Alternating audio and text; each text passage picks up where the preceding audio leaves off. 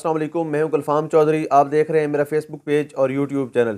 آج کی ویڈیو میں ہم بات کریں گے فواد چودھری کو جوڈیشل ریمانڈ کر دیا گیا ہے اور 14 روز کا جوڈیشل ریمانڈ کر کے جیل بھیج دیا گیا ہے.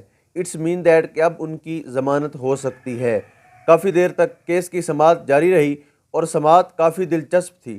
اس میں الیکشن کمیشن کے وکیل یہ کہتے ہوئے سنائی دیے کہ جو فواد چودھری صاحب ہیں وہ ہمارے دلائل پر ماشاءاللہ کہہ رہے ہیں. اور وہ کیوں کہہ رہے تھے؟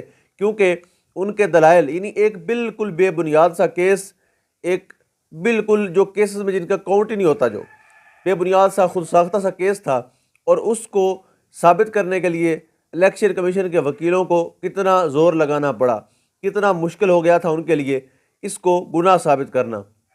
یعنی منشی کی ٹرم جو ہے وہ نارملی آفس میں بھی یوز ہوتی ہے، مختلف جگہوں پہ بھی یوز ہوتی ہے اور اچھے الفاظ میں ہوتی ہے.